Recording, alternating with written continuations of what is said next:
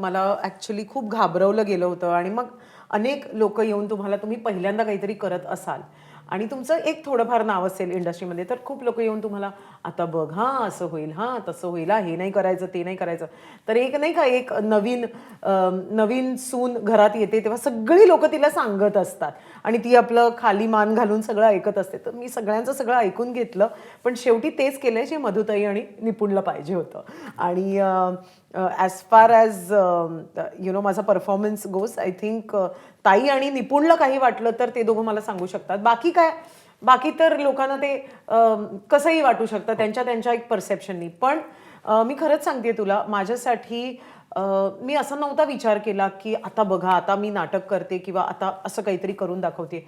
माझ्यासाठी एकतर एकसुरीपणा मला आयुष्यातच आवडत नाही.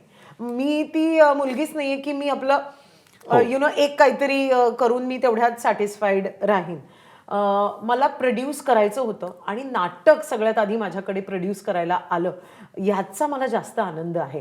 आणि त्यातल्या बारीक बारीक गोष्टी, त्यातले आकडे तर आहेतच, पण इन्व्हॉल्व होतेस तू हो त्या सगळ्या हो गोष्टींमध्ये. हो हो. आणि मला त्यासाठी स्वप्नील आणि ताईचं खूप कौतुक करावंसं वाटतं. मी तशी नवीन असल्यामुळे ते मला सतत गाईड करत राहतात. ऐक यांचं ना यांना जाऊन असं भेटायचं असतं, मग ह्या अशा तारखा असतात, मग हे मिळतं, मग असं होतं, मग हे थिएटर याच म्हणजे सगळ्या छोट्या छोट्या गोष्टींबाबतीत आमच्या तिघांमध्ये अत्यंत ट्रान्सपरंटली ना सगळं डिस्कस होतं आणि दॅट इज फॅन्टॅस्टिक.